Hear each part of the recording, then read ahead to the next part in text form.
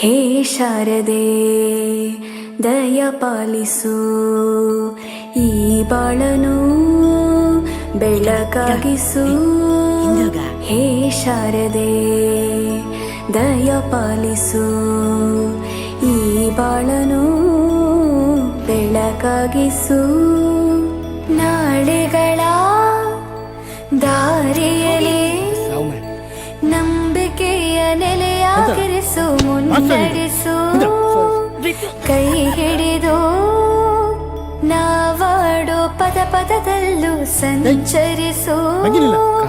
ಹೂವಲ್ಲಿ ಜೇನು ಗುಳಿ ಕಟ್ಟದೇನು, ನೀರಲ್ಲಿ ಮೀನು ಅಡಿ ಮುಟ್ಟದೇನು, ಆ ದೈವದಾಜ್ಞೆನೇ ಎಲ್ಲಾನು.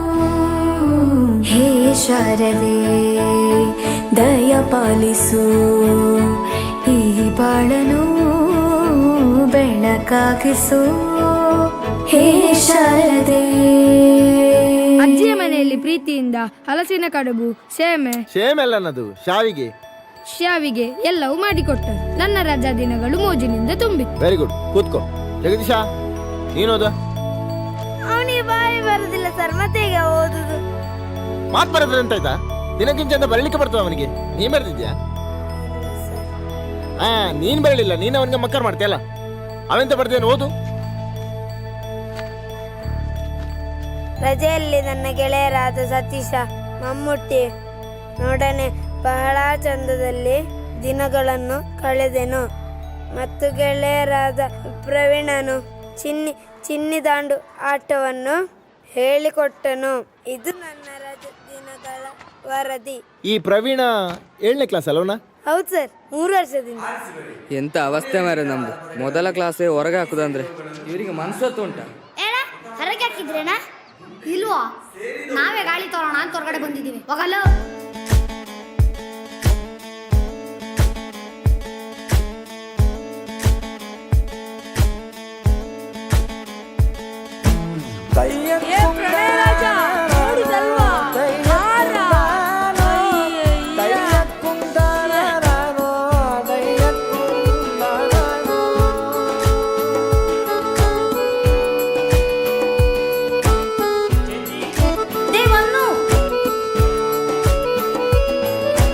ನಾಟ್ಯ ಅನ್ನೋದು ನಾದಾಂತರಂಗ ತಾನೇ, ನಾದ ಅನ್ನೋದು ಭಾವಾಂತರಂಗನೇ. ಶಿಲೆಯಿಂದ ತಾನೇ ಕಲೆಗೆ ಮತಿ, ಕಲೆಯಿಂದ ಶಿಲೆಗೆ ಗುಂಚಾರತಿ. ಪ್ರತಿಯೊಂದರಲ್ಲೂ ಪವನಾಣತಿ, ಒಲವಿಂದ ತಾನೇ ಸುಖ ಸಮ್ಮತಿ. ಈ ಲೋಕವಿರಂಗ ಭೂಮಿ ತಂತಾನೆ ನಡೆಯುತ್ತೆ ಸ್ವಾಮಿ. ಪಾಲಿಗೆ ಬಂದಂತ ಪಾತ್ರನ ಎಲ್ಲರೂ ಜೀವಂತಿಸಿ.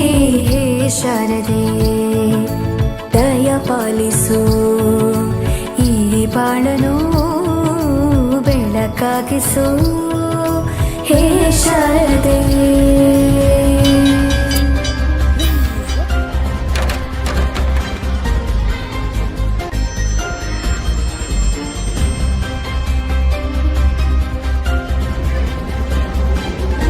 ಮುಂದಿನ ಕಾರ್ಯಕ್ರಮ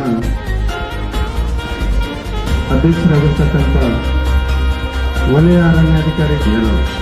ಇಲ್ಲಿವರೆಗೆ ಅನೇಕ ಮೇಲಾಧಿಕಾರಿಗಳು ಬಂದಿದ್ದಾರೆ, ಬಹಳಷ್ಟು ಸಂತೋಷ.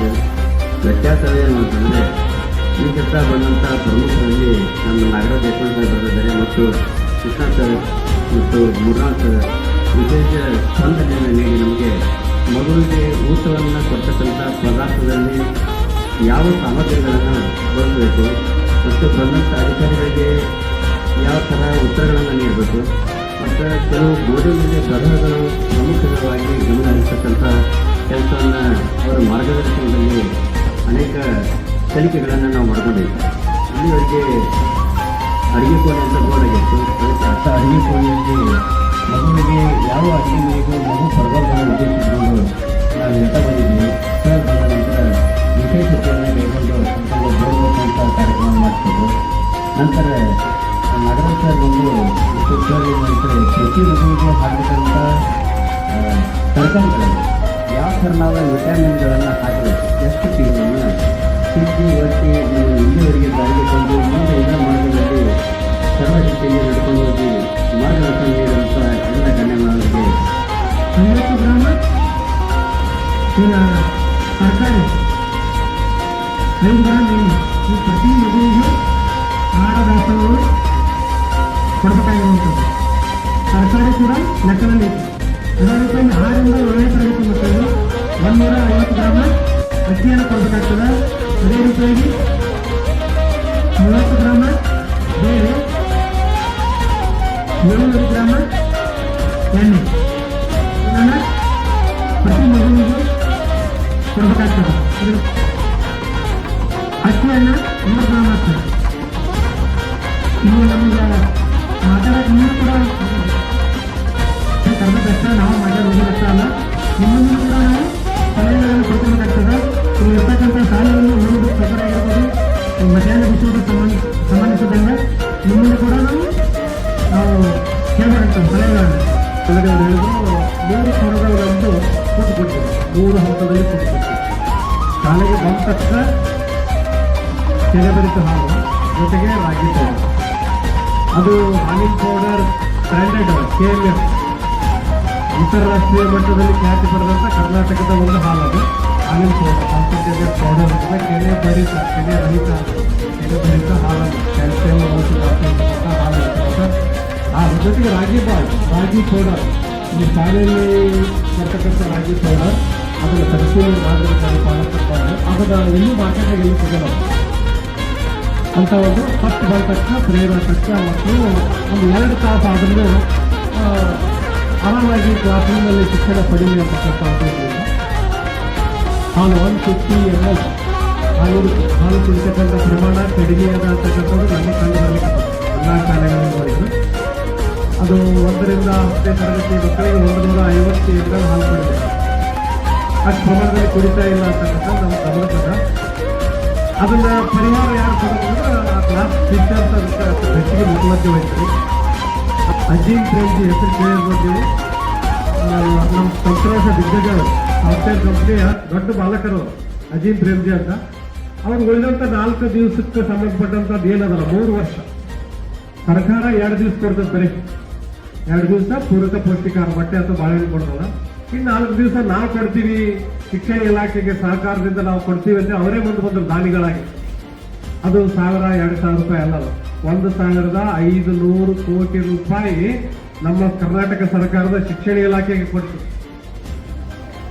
3 ವರ್ಷದವರೆಗೆ ನಿರಂತರವಾಗಿ 3 ವರ್ಷದವರೆಗೆ ಶಾಲೆಯಲ್ಲಿದ್ದಂಥ ಮಕ್ಕಳು ಸರ್ಕಾರಿ ಮತ್ತು ಅನುದಾನಿತ ಶಾಲೆಯಲ್ಲಿ ಅಧ್ಯಯನ ಮಾಡ್ತಾರಲ್ಲ, ಆ ಮಕ್ಕಳಿಗೆ ಪೌಷ್ಟಿಕಾಂಶದ ಕೊರತೆ ಆಗಬಾರದು ಅನ್ನೋ ದೃಷ್ಟಿಯಿಂದ ನಾವು ಕೊಡ್ಲಿಕ್ಕೆ ರೆಡಿ ಇದ್ದೀವಿ ಅಂತ ಬಂದ ತಕ್ಷಣ ಅವರೊಂದಿಗೆ ಒಪ್ಪಂದ ಮಾಡಿಕೊಂಡು ಅಜೀಂ ಪ್ರೇಮ್ಜಿ ಅಂತಕ್ಕಂಥವ್ರು ಅವರು ಕೊಡ್ಲಿಕ್ಕೆ ಪ್ರಾರಂಭ ಮಾಡಿದಂತ ನಿರಂತರವಾಗಿ 6 ದಿವಸ ಆ ವಿದ್ಯಾರ್ಥಿ ಅಥವಾ ಪಾಲಕರ ಬೇಡಿಕೆಗೆ ಅನುಗುಣವಾಗಿ ನಾವು ಮೊಟ್ಟೆ ಅಥವಾ ಬಾಳೆಯನ್ನು ಕೊಡ್ತಕ್ಕಂಥ ಕೆಲಸ ಸರ್ಕಾರ ಇಲಾಖೆಯಿಂದ ಮಾಡ್ತಾ ಇದ್ದೀವಿ ಮಾಡ್ತೀವಿ ಅಂತ ಹೇಳ್ತಾ, ತಟ್ಟೆ ಮತ್ತು ಗ್ಲಾಸಿನ ವಿಚಾರವಾಗಿ ಕೆಲವೇ ದಿನಗಳಲ್ಲಿ ಅದರ ವ್ಯವಸ್ಥೆನ ನಾವು ಮಾಡ್ತೇವೆ ಪಾಲಕರ ಸಹಕಾರದೊಂದಿಗೆ ಅಂತ ಹೇಳ್ತಾ, ಇಲ್ಲಿವರೆಗೆ ತಮ್ಮೆಲ್ಲರ ಮಾರ್ಗದರ್ಶನ ಏನು ಶಿಕ್ಷಕ ಅಧಿಕಾರಿಗಳ ಮಾರ್ಗದರ್ಶನ ಮಾಡಿದ್ದಾರೆ ನಮಗೆ.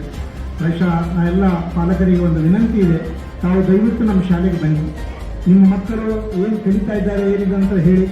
ಒಂದು ವೇಳೆ ನಿಮ್ಮ ಮುಂದೆ ಅವ್ರ ಮುಂದೆ ಹೇಳಲಿಕ್ಕಾಗದೇ ಇದ್ದರೆ ನಾವು ಮ್ಯಾನೇಜ್ಮೆಂಟ್ ಮುಂದೆ ಹೇಳಿ, ನಾವು ಅದನ್ನು ಸಹಿತ ಅವರ ಗಮನಕ್ಕೆ ತಗೊಂಡು ಸರಿ ಮಾಡುವಂಥ ವ್ಯವಸ್ಥೆಯನ್ನು ಒಂದು ಮಾಡ್ತೇವೆ.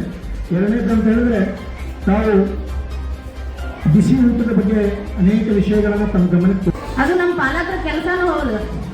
ಈಗ ನಾವು ಹೇಳ್ಬೇಕಂದ್ರೆ ನಾವೆಲ್ಲ ಸಣ್ಣವರಿದ್ದಾಗ ನಮ್ಮ ಶಾಲೆ ಒಳಗೆ ಏನು ಬರೋದಿದ್ದಿಲ್ಲ ಮೊದಲೇ ಮಾತ್ರ. ಈಗೆಲ್ಲ ಶಾಲೆ ಒಳಗೆ ಕೊಡ್ತಾರೆ ಅಂತ ಹೋಗೋದು ಮಕ್ಕಳಿಗೆ ನಾವು ಹೋಗಂತ ಕಳಿಸ್ತೇವೆ. ಇದೆಲ್ಲ ಒಂದು ಚಕ್ರ ಇವು ಇದ್ದಾಗ ಮೊದಲ ಶಿಕ್ಷಣ ಕಡಿಮೆ ಇತ್ತು. ಶಿಕ್ಷಣ ಅಂತಂದ್ರೆ ಶಾಲೆಗೆ ಹೋದ ನಮ್ಮ ಮೊದಲ ರೈತರು ಅಂತ ಒಂದು ಆರ್ಥಿಕ ಪರಿಸ್ಥಿತಿ ಸರಿ ಇದ್ದ ಕಾರಣಕ್ಕೆ ಸರಿಯಾಗಿ ಊಟವನ್ನು ಕೊಡ್ಲಿಕ್ಕೆ ಆಗ್ತಾ ಇರಲಿಲ್ಲ ಮಕ್ಕಳಿಗೆ. ಅದರಿಂದ ಅವರು ಮಕ್ಕಳನ್ನ ಶಾಲೆಗೆ ಕಳಿಸ್ತಾ ಇರಲಿಲ್ಲ. ಅದನ್ನೆಲ್ಲ ತಪ್ಪಿಸಿ ಸರ್ಕಾರದ ಒಂದು ಜವಾಬ್ದಾರಿ ಏನಿರ್ತದೆ, ಪ್ರತಿಯೊಂದು ಮಗುವಿಗೂ ವಿದ್ಯೆಯನ್ನು ಕೊಡಬೇಕಾಗಿರೋದು ಅವ್ರದ್ದು ಸರ್ಕಾರದ ಒಂದು ಒಂದೊಂದು ಕರ್ತವ್ಯ ಇರ್ತದೆ. ಅದರ ಪ್ರಕಾರ ಸರ್ಕಾರ ಏನು ಮಾಡಿದ್ರೆ ಮಕ್ಕಳಿಗೆ ಎಲ್ಲರಿಗೂ ಆಹಾರವನ್ನು ಕೊಡ್ತಾ ಇದ್ದಾರೆ. ಆದರೆ ಎಲ್ಲರೂ ಸರಿಯಾಗಿ ಮುಟ್ತಾ ಇದೆಯಾ ನೋಡಬೇಕು. ಅದಕ್ಕೆ ಪಾಲಕರು ತಾವೆಲ್ಲ ನನ್ನ ಜೊತೆಗೆ ಅದನ್ನು ಸಾಕಷ್ಟು ಗಮನಿಸಿರಿ.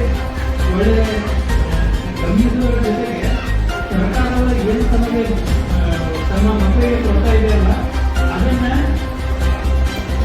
ಅದ್ರ ಬಗ್ಗೆ ಸರ್ಕಾರಕ್ಕೆ ತಾವು ಏನು ಅವರಿಗೆ ಸರಿಯಾಗಿ ಶಿಕ್ಷಣ ಸಿಗ್ತಾ ಇದೆ ಇಲ್ಲ ನೋಡಿ. ಏನಾದರೂ ಕೊರತೆ ಇದೆ ಅಂದ್ರೆ ಅದನ್ನ ಇಲ್ಲಿ ಗುರುಗಳು ಇರ್ತಾರೆ, ಅವ್ರ ಗಮನಕ್ಕೆ ತಗೊಂಡ್ಬರ್ರಿ, ಅವ್ರ ಜೊತೆ ಮಾತಾಡಿ.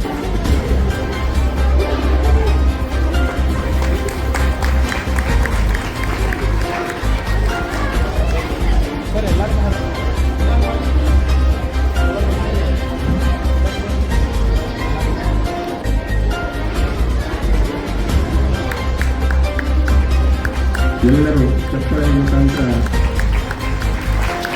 ಸಂಪನ್ಮೂಲ ವ್ಯಕ್ತಿಗಳನ್ನು ಅಭಿನಂದಿಸಬೇಕಾಗಿ ಎಲ್ಲರಲ್ಲಿ ವಿನಂತಿ.